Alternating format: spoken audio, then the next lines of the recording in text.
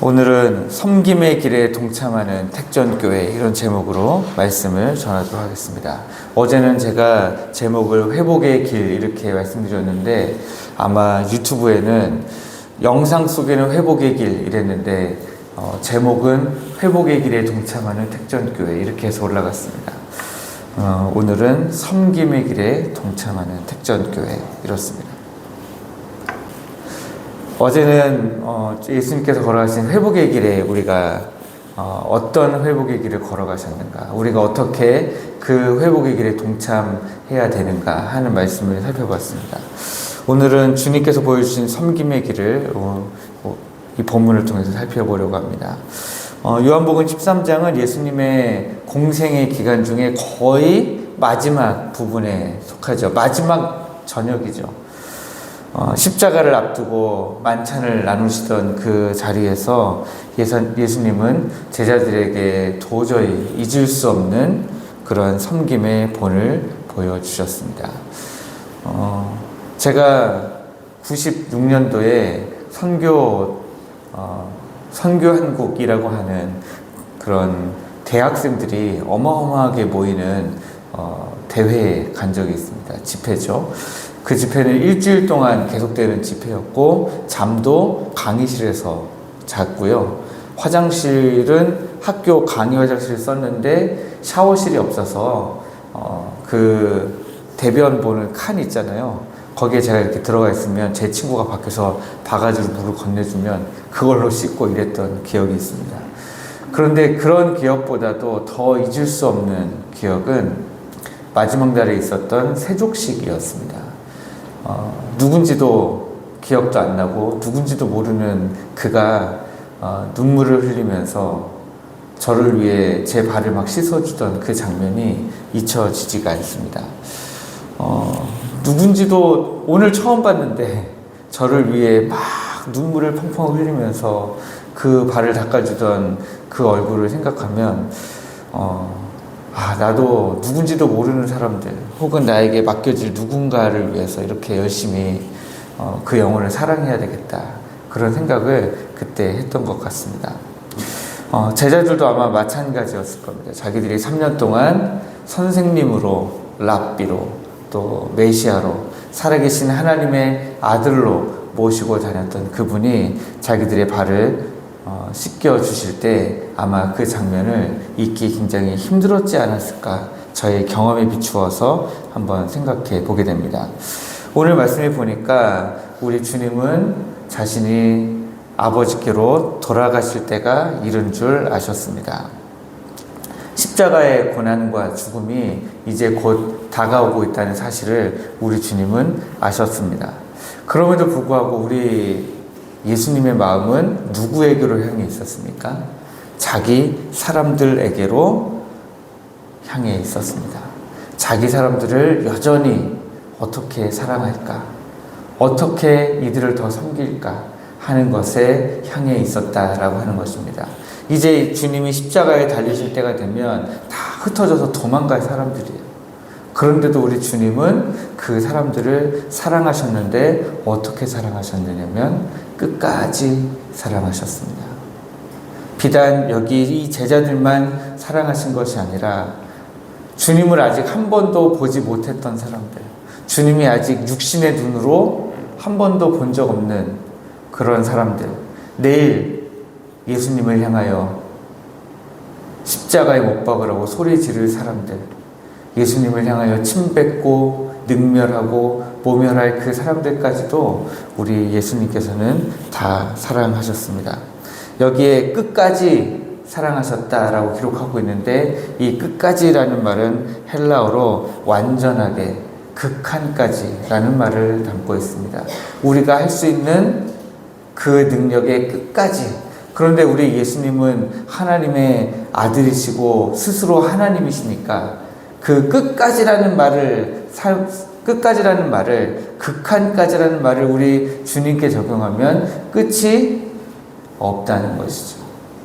끝없이, 한계가 없이 완전하게 사랑하셨다라고 하는 것입니다.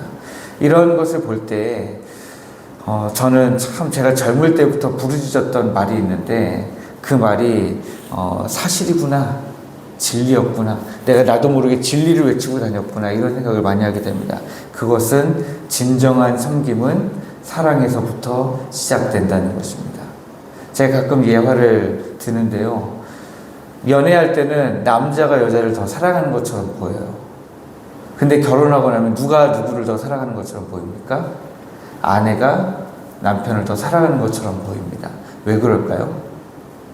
연애할 때는 남자가 더 많이 섬기죠. 남자가 돈도 좀 더 많이 쓰고요. 남자가 뭐 차 탈 때 문도 탁탁 열어주고요.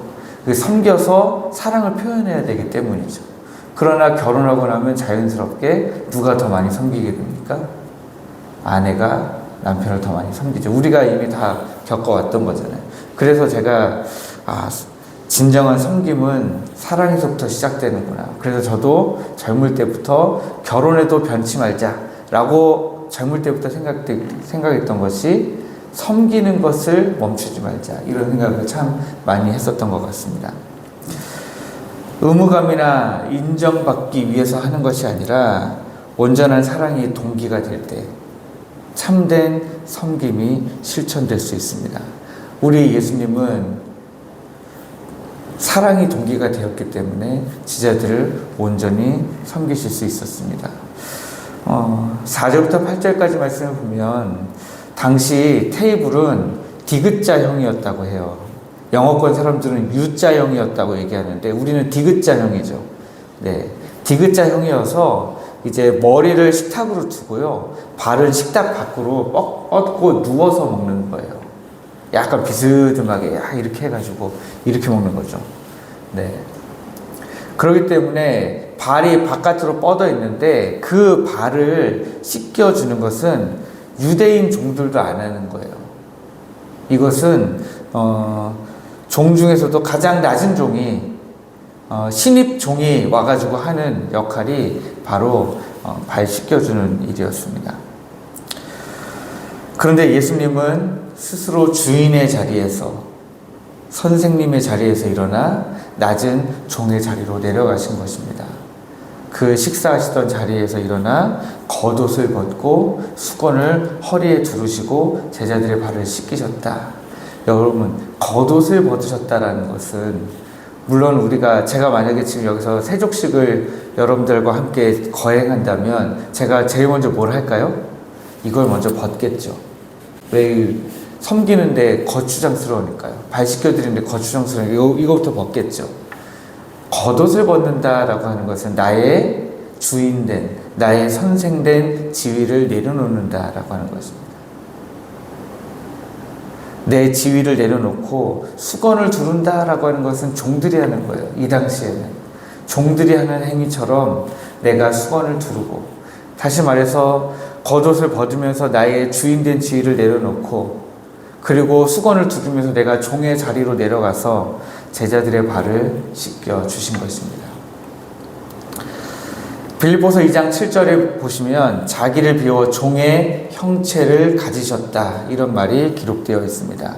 이 말씀을 우리 주님이 지금 실현하고 계시는 장면이죠. 특히 주목해야 될 것은 이 장면에서 아무런 제외나 차별이 없었다는 거예요. 누구도 시키셨습니까? 가룟 유다도 시키셨어요. 자기를 배반할 사람입니다. 배반할 것을 이미 다 알고 계셨습니다. 그래서 마지막에 보시면 뭐라고 말씀하십니까? 다 깨끗하되 너희가 다 깨끗한 건 아니야 라고 말씀하십니다. 이미 알고 계시는데도 불구하고 우리 주님은 그 가룟 유다까지도 차별하지 아니하시고 우리 주님이 그 발을 씻기셨다 하시는 것입니다. 8절 9절 말씀을 보면 베드로는 매우 공손한 것처럼 보입니다. 주님, 제 발을 씻으시나이까? 내 발을 절대로 씻지 못하시리이다 하는 이 베드로의 모습은 굉장히 겸손한 것 같은데 사실은 자기의 체면을 생각해서 그런 것이죠. 자기의 체면을 위해서 주님이 발 씻겨주시는 이 섬김을 받지 않으려고 하는 것입니다. 우리 교회 안에서 보면 가끔 이렇게 체면 때문에 섬기는 분들도 있고, 체면 때문에 안 섬기는 분들도 있고, 체면 때문에 섬김을 받지 않으시려고 하는 분들도 있고, 체면 때문에 섬김을 받으시려고 하는 분들도 있습니다. 다시 말해서 아까 말씀드린 것처럼 섬김과 섬김을 받는 동기가 사랑이 아닌 분들이 가끔 있다는 거예요. 네. 내 체면 때문에. 그러나 내 체면 때문에 섬김을 한다든지 하지 않는다든지, 받는다든지 받지 않는다든지 하면 그 끝에는 우리 주님께서 보여주신 그 본을 우리가 따라갈 수가 없다는 것입니다. 왜냐하면 진정한 섬김의 동기로서의 사랑이 없었기 때문에 끝까지 우리 주님이 섬기신 대로 할 수가 없다는 것입니다. 그러나 우리 주님 말씀하십니다. 내가 너를 씻어주지 아니하면 나와 상관이 없다. 네, 우리도 그래서 순수한 사랑을 가지고 서로 섬기고, 또 서로 섬김을 받고, 섬김을 잘 받는 것도 굉장히 중요합니다. 그래서 우리가 그렇게 서로 섬김을 주고받는 우리 택전교회가 되기를 주님의 이름으로 축복합니다. 10절 11절 말씀해 보시면 예수님의 발 씻김이 단순히 육체적 청결, 그것을 넘어서 영적인 정결을 상징한다는 사실을 우리가 알 수 있습니다. 이미 우리 주님께서 씻어 주셔서 다 깨끗하다, 온몸이 깨끗하다 하신 이 말씀은 우리가 구원받았다 하는 사실을 의미하죠. 굳이 어떤 신학자들은 발 씻김과 온몸이 깨끗한 것을 막 나누어서 설명하기도 합니다. 발을 씻겨주신 것은 일상의 죄와 이런 것들을 씻어주신 것이고, 그 다음에 온몸을 깨끗하게 했다는 것은 뭐 우리 영혼이 완전히 구원받은 것을 의미한다, 나누기도 하는데요. 저는 굳이 나눌 필요는 없을 것 같습니다.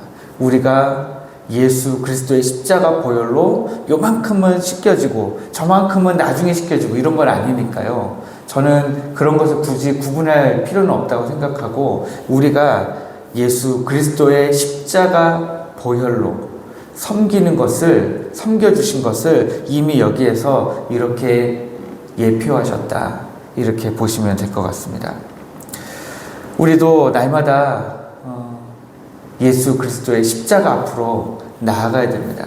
그것이 바로 주님이 우리를 섬겨주신, 단순히 제자들의 발을 씻겨주신 것을 넘어서 우리를 섬겨주신 궁극적인 모습이기 때문에 오늘도 우리를 섬기시는 하나님, 그 십자가로 여전히 우리를 이미 구원하신, 그리고 이제 그 구원을 완성하고 계신 그 예수 그리스도 앞에 날마다 나가야 될 것입니다.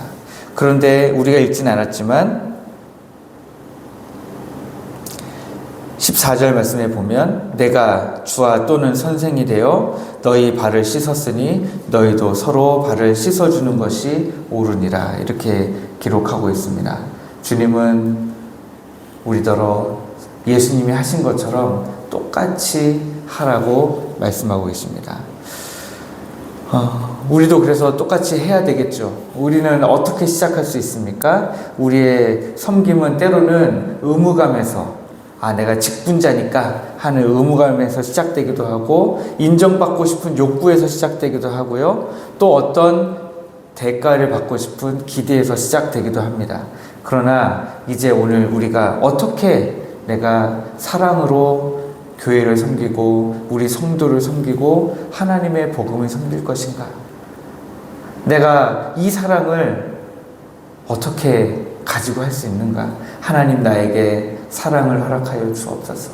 교회를 사랑하게 하시고, 우리 성도를 사랑하게 하시고, 내 이웃을 사랑하게 하시고, 내 가정을 사랑하게 하시고, 하나님, 우리 하나님을 더욱 사랑하게 하여 주옵소서. 그렇게 사랑을 기도하시는 오늘 이 새벽이 되시기를 주님의 이름으로 축복합니다. 또 이제 우리가 말로만이 아니라 지식적으로만 예수님께서 이런 섬김을 보여주셨구나 하고 그치는 것이 아니라 실제적으로 이 섬김이 이어져야 됩니다. 오늘 여러분들 삶 속에서 조금이라도 이 주님이 보여주신 이 귀한 섬김의 본을 여러분들이 따라가시기를 원합니다. 내가 오늘 누구를 어떻게 섬길 수 있을까?